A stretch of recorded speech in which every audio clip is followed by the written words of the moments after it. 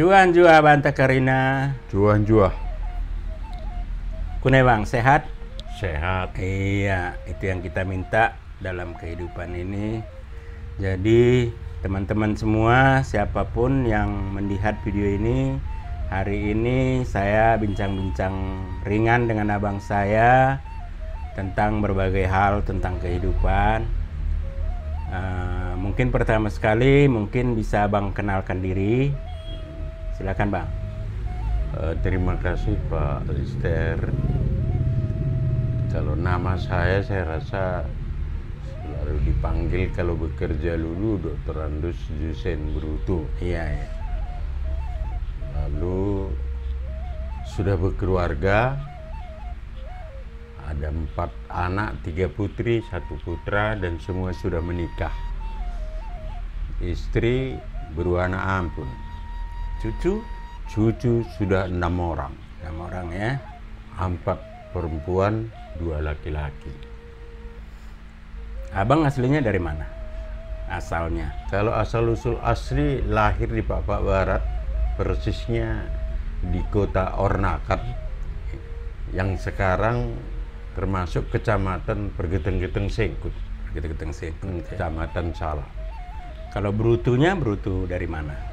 Kalau Brutu menurut silsilah Brutu kita, pada umumnya kita disebut Brutu asal daripada Lumerah. Lumerah ya? Ya, yang tertua lah, yang disebut dengan Permangmang. Oh, Mangmang ya? Mangmang. Iya, iya, iya. Itu sekilas ya. Tentang, mungkin tentang riwayat pendidikan lah. Tentang riwayat pendidikan, mungkin mulai dari SD dulu. SD saya dulu kelas 1 sampai kelas 4, kelas 3 itu SD negeri Kecupak dulu, Pergeteng-Geteng Sengkut. Tapi kelas 4 sampai kelas 6 saya sudah pindah ke Medan, ikut Pak Cik dulu, Tonga ya? Tonga. Dan saya bersekolah dulu SD negeri nomor 7 Jalan Badur, yang di belakang Hotel Yonotoba sekarang, mulai kelas 4 sampai kelas 6 tamat dari situ dulu SD-nya. Kemudian SMP-nya tamat SMP Negeri Salak Ya. Kemudian melanjut dulu ke SPG Negeri Kabanjahe. Oh, SPG ini sekolah pendidikan Sekolah guru ya? Pendidikan Guru di Iya. Kabanjahe. Pada waktu itu tamat tahun 70 tamatnya. Iya, iya. Baru tahun 71 melanjut ke Institut Keguruan Medan, Pendidikan Medan, IKIP dulu, yang sekarang Unimed. Selesai tahun 75, dulu masih ada BA namanya, Sarjana Muda. Iya, iya, OBA ya. Kemudian setelah Sarjana Muda, saya bekerja. Kemudian tahun 82 melanjut lagi ngambil S1. Mulai tahun 80 lah mulai. Melanjut selesai 82 S1-nya dulu. Tetap di Tetap IKIP. IKIP Medan ya? dulu, Iya, yang iya. sekarang Unimed. Iya. Pengalaman kerjanya mungkin berarti mulai guru ya, diawali dari guru SMA ya. Iya, saya pengalaman kerjanya tentunya pengangkatan pertama jadi guru dulu. Itu tahun 1976. Itu ditempatkan di SMA Negeri Seribu Dolok, Kabupaten Simalungun. Oh iya, Simalungun. Kabupaten Simalungun. Kemudian saya setahun di situ pindah ke SMA Negeri 10 Medan. Oh, 10 Medan yang sekarang SMU Negeri 11. Sekarang ganti itu. ya. Kalau dulu SMA Negeri 10 Medan dulu. Iya, iya. Setelah berapa lama di situ? Selain di SMA Negeri 10 mungkin ada? Selain tempat di lain? SMA Negeri 10 Medan, tentu waktu di Medan dulu mengajar juga di beberapa sekolah swasta. Iya, iya. Antara lain di SMA Tunas Kartika 1 Medan, yang dulu namanya SMA Persit. Persit ya. Iya. Iya, iya. Kemudian Dulu terkenal juga itu. Iya, pernah juga mengajar di SMA HKBP Sidorame dulu. Iya, iya, iya. Ya, itu dulu. Tapi kalau guru negerinya tetap di SMA Negeri 10 Medan pada Iya, waktu itu. Terus yang lain? Dari situ itulah yang melanjut ke IKIP. Iya. Unimed. Enggak. Itu kan pekerjaannya. Iya. Pekerjaannya Pekerjaannya. guru. Iya. Berapa lama menjadi guru? Kemudian kalau nggak salah kan abang pernah juga menjadi ya semacam pejabat lah. Iya. Pejabat minimal kan begitu. Jadi dulu dari SMA Negeri 10 di situ saya mulai tahun 78 sampai tahun 99, jadi lebih kurang 21 tahun. Iya, iya. Dari situ saya dipercayakan menjadi kepala SMA Negeri 2 Sirikalang. Iya, iya. Kepala SMA. Oh, masih tetap guru ya? Iya, tetap di guru. Dari SMA Negeri 2 Sirikalang, 1 tahun saya menjadi kepala sekolah. Kemudian 2001 tentu datang otonomi daerah. Kemudian saya ditarik oleh Bupati Kabupaten Dairi pada waktu itu, Dr. MP Tumanggor, menjadi ke pemerintahan. Saya dipercayakan menjadi Kepala Dinas Pendidikan Kabupaten Dairi. Iya, iya. Berapa lama itu, Bang? Dari sana sampai 2001 sampai 2003 pada waktu itu, hampir jalan 4 tahun. 2003 Pak Bara itu sudah dimekarkan. Oh, menjadi kabupaten ya? Sempat hampir setahun saya merangkap Kepala Dinas Pendidikan di Dairi dan Kepala Dinas Pendidikan di Kabupaten Papua Barat. 2004 saya pindah ke Papua Barat, dan dari Papua Barat tahun 2008 saya purnabakti. Pensiun 4 tahun di Papua 4 Barat tahun, menjadi kepala dinas. Iya, hampir 4 tahun juga di Dairi pada waktu itu. Iya. Jadi setelah dari Medan 8 tahun lah karirnya di luar ya. Iya. 4 tahun di Dairi, 4 tahun di Papua Barat. Ya, benar. Mungkin ini lebih ke pengalaman sebagai guru. Iya. Kalau abang lihat, kira-kira apa bedanya murid zaman sekarang dengan murid zaman dulu, Bang? Atau Ya. bagaimana kira-kira sebaiknya sekarang ini para siswa-siswa itu? Secara umum ya bedanya sebetulnya bukan sangat prinsip sekali sebetulnya. Tapi kalau di pendidikan sebetulnya, pendidikan itu kan namanya ada 2 dia. Iya, iya. Bisa pendidikan itu, tapi isinya sebetulnya dia adalah memberikan pengetahuan dan pendidikan moral. Itu kalau pendidikan. Iya, iya. Jadi artinya moral dan pendidikan itu tidak bisa dipisahkan sebetulnya kalau dalam pendidikan. Makanya waktu saya di Dairi dulu pernah kita terbitkan di sana yaitu majalah Kirana. Majalah Kirana, Kirana, khusus tentang pendidikan. Demikian juga pada waktu itu kita buat satu buku pendidikan moral pada waktu itu. Isinya itu adalah pesan-pesan moral dan pesan-pesan pendidikan. Sebab bagaimanapun pendidikan itu sangat dibutuhkan. Kenapa sangat dibutuhkan? Karena pendidikan itu bisa merubah kehidupan seseorang. Iya.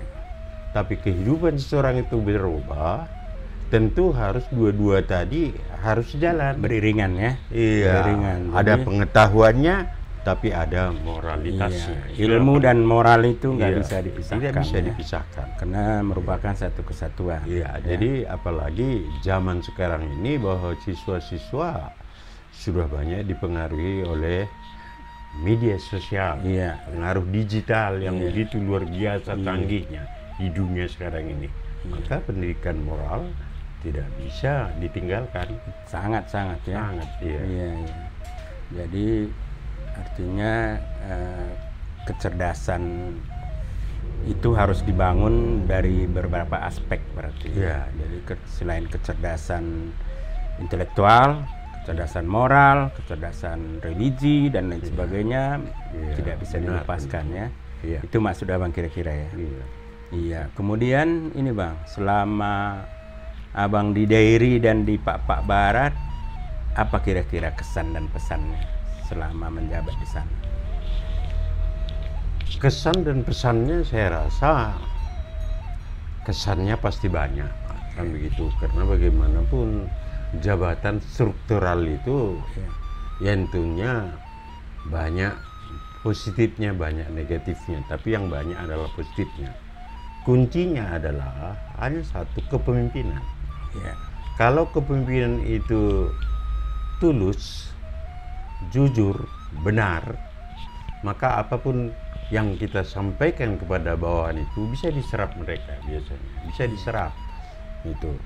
Jadi itu saya lihat kuncinya di situ, bahwa memang kesan-kesan kita setelah kita terapkan metode yang seperti itu, nampaknya baik guru, baik siswa itu nampaknya mau mengikuti. Dan itu kita tunjukkan keteladanan pertama dari diri kita sendiri. Iya. Dulu.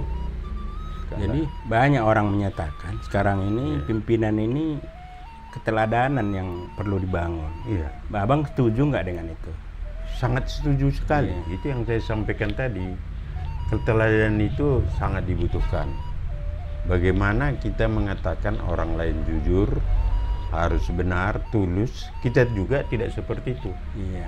Karena istilahnya Orang selalu melihat ke atas ya. Iya, selalu melihat ke atas. Karena melihat ke dalam kita. Iya. Kita bicara misalnya begini, ya kalau kita tidak lakukan apa yang kita sampaikan itu, ya mereka hanya melihat gitu aja, Manis di bibir. sambil kata-kata pak mendek-endek takalna. Iya, gitu. iya. Nganggu-nganggu, tapi sebenarnya dia mencibir ya. Iya, jadi Karena nggak sesuai apa yang diungkapkan dengan apa yang dilakukan. Ya. jadi makanya selalu kalau sama guru-guru dulu itu sering saya sampaikan bahwa mari kita ciptakan keteladanan. Kita dulu lah. Kita dulu baru nanti boleh diikuti oleh siswa. Iya. Nah, tentunya untuk melakukan itu prakteknya tidak mudah. Iya, iya. Iya, tapi kita buat berbagai cara pada waktu itu. Kalau di Dairi dulu kita buat ada baju seragam yang warnanya berbeda-beda. Itu meningkatkan disiplin dan meningkatkan rasa bangga dan rasa percaya diri pada waktu itu. Dan saya ingat itu dulu, itu kita perjuangkan di DPR, dan itu semua gratis. Guru-gurunya diukur ke sekolah, siap bajunya diantar ke sekolah masing-masing pada waktu itu. Saya Seragam melihat tenaga kependidikan. iya, tenaga guru. Jadi warnanya dulu kita buat beda, guru TK, guru SD, guru SMP, SMA, SMK, dan pegawai tata usaha, semua berbeda. Oh. Tujuannya dulu kalau lewat nanti pada jam-jam kerja kita lihat dari warna bajunya kita tahu guru apa, oh guru SMP. Kalau abu-abu guru SMP. Itu pada waktu itu. Itu waktu zaman abang kepala dinas ya. Dalam rangka peningkatan disiplin. Jadi masyarakat pun tambah percaya kepada pemerintah. Betul-betul perhatian terhadap peningkatan kualitas pendidikan. Itulah pada waktu itu yang pernah kita lakukan. Terkait dengan ini tadi bang, masalah karakter tadi. Ya. Kalau abang sendiri kan, ya bagi kami mungkin abang bisa menjadi satu contoh juga yang dikatakan oleh orang-orang tua. Kira-kira yang bisa membangun abang, artinya karakter yang demikian, siapa saja yang berperan kira-kira untuk sehingga bisa. Karena ya jarang-jarang dari kampung kita sana bisa mandiri, sekolah tinggi dan lain sebagainya. Pada apalagi zaman usia abang udah 70 lebih kalau nggak salah ya bang ya. Iya, siapa kira-kira yang berperan dalam membangun karakter abang itu? Siapa aja yang paling berperan? Tentu yang paling pertama sekali adalah orang tua. Iya, iya. Jadi dulu orang tua kami itu kalau hari Minggu pagi itu harus ibadah. Iya, Nah, iya. kita penganut agama Nasrani, agama Kristen, tentunya itu dulu dididikan itu. Jangan sampai-sampai tidak beribadah kalau hari Minggu, itu tiap pagi. Itu harus pada waktu itu. Ya, lalu itu yang utama, mendidik kita sebetulnya, yang mengajari kita. Jadi orang tua itu dulu sangat keras. Apabila kita tidak beribadah, maka nanti sore cambuk sudah menunggu. Sampai begitu kerasnya disiplin itu. Iya, kayak militer ya. Iya, dulu tidak kita sadari, tapi setelah kita dewasa dan mengalaminya, makanya kalau sampai sekarang kalau kita ziarah ke pusara orang tua itu, kita memang menangis. Kalau tidak orang tua ini dulu, tidak mungkin kita seperti ini. Itu jadi berpengaruh sekali ya. Tentunya yang kedua, lingkungan tentunya. Lingkungan mempengaruhi kita. Akhirnya karena kita dididik moral tadi, akhirnya melihat lingkungan kita sudah bisa kita membedakan mana yang baik dan mana yang kurang baik. Iya, jadi gini Bang, zaman Abang itu kan nggak banyak orang sampai kuliah ke perguruan tinggi dari kampung kan, tapi Abang kok bisa sampai lanjut sampai ke perguruan tinggi, gimana ceritanya itu? Ya sebetulnya kalau diceritakan itu sangat panjang sekali, tetapi sebetulnya kuncinya hanya satu, ada tekad dan semangat kita. Saya dulu waktu mau kuliah di kampung dulu jam 4 sore kami makan peleng, makan khas pak-pak itu. Lalu orang tua bilang pada waktu itu, bagaimanalah kau bisa sekolah, kalian ada 11 orang, dari manalah kita. Oh 11 bersaudara ya? Iya 11 bersaudara, 4 laki-laki 7 perempuan. Jadi saya hanya katakan pada waktu itu, kalaupun saya kuliah, keadaan kita ini tetap seperti ini. Kalaupun tidak kuliah, keadaan ini tetap seperti ini. Lalu gimana caranya? Tapi karena kita semangat juga, akhirnya didorong orang tua. Kalau begitu udahlah kita kumpulkan keluarga. Jadi ini tidak malu kita menyampaikan ini. Gitulah dulu. Kumpulkan keluarga, potong ayam, makan bersama, dikasih tahulah rencana ini. Karena ini semangatnya mau kuliah tapi dana nggak ada. Akhirnya tekadlah keluarga ini pada bergugu lah ya. Bergugu untuk awal pertama ya. Bergugu. Kumpullah uang itu, saya masih ingat persis. 29.300 pada waktu itu. Tapi itu udah tinggi juga. Itu tahun 71 awal. Tahun 71. Lalu saya berangkat sendiri ke Medan, saya mendaftar sendiri tanpa diiringi orang tua. Jadi kuncinya sebetulnya kenapa kita bisa berhasil, pertama ada semangat kita dulu. Jangan seperti banyak saya lihat sekarang ini, orang tua yang semangat, anak tidak semangat. Jadi intinya anak ini pertama ya. Anak yang pertama. Jadi kalau anaknya sudah sangat termotivasi, bersemangat, betul. Apalagi didukung oleh semangat orang tua, itu pasti bisa ya. Jadi kalau kita semangat sebetulnya anak ini, kalaupun kekurangan dukungan dana dan sebagainya, itu tidak ada kendala bagi kita. Abang apa Abang lakukan dulu? Kan dulu berarti saya kan lakukan bukan kuliah. Malah waktu tingkat persiapan saya ke kampus IKIP itu dulu, Jalan Merbau dulu. Malah saya naik sepeda. Yang kedua malah sempat saya dulu di Padang Bulan itu berladang, saya nanam padi. Oh selama kuliah sambil bertani. Bertani, mendukung, karena ya dari kampung bagaimanapun tadi ya keluhan kan sudah ada, kami ada 11 orang. Jadi itu jadi semangat kita. Jadi ini saya tidak malu menceritakan, waktu kuliah pun begitu dulu, nggak ada uang kita beli diktat. Lalu ada kawan kita yang ekonominya lebih baik, kita pinjam bukunya. Kita pinjam bukunya, kita belajar di rumah. Lalu kita ambil kertas-kertas buram, kita catat inti-intinya. Maka sering kali dulu ujian kita lulus, yang punya buku nggak lulus karena dia puas beli buku tapi tidak dibaca kan. Gitu ya. Gitu karena dulu. Semangatnya nggak, motivasinya nggak kuat. Motivasinya nggak, yang penting ada buku, disuruh dosen beli, tapi kita pinjam, kita baca. Itulah dulu strategi kita, sehingga ujian kita lulus kadang-kadang yang punya buku nggak lulus, dia puasanya beli. Karena dulu masih manual ya. Iya, dulu manual. Dulu masih nggak ada manual. internet. Belum ada internet, belum ada. Semua buku-buku harus makanya sekarang dibeli sebetulnya atau diambil di perpustakaan. orang-orang sekarang mestinya harus betul-betul pintar karena banyak udah yang mendukung. Iya. Tidak tahu ini cari Google. Iya. Tidak tahu ini cari di internet dan sebagainya. Sarana Dulu kita prasarana masih sekarang manual sangat pada waktu tapi manual pun kena semangat tinggi, semangat tinggi kemauan tadi. tinggi. Kemauannya. Jadi dengan kata lain itu tadi ya, Iya. kemauan dan semangat tinggi adalah kunci keberhasilan. Kira-kira begitu ya. Betul, lihat betul. Itu dia. Jadi karena dulu orang tua itu pesannya kalau mau sukses ada berapa M katanya dulu itu harus dihindarkan. Apa itu? Pertama, M pertama katanya kalau mau sukses jangan mencuri, kan begitu. Yang kedua dikatakan dulu jangan mertandang. Kalau mertandang bahasa apa dulu ya main pacaran lah. Pacaran, nggak ya. boleh. Yang ketiga katanya jangan berjudi. Menjudi itu dulu.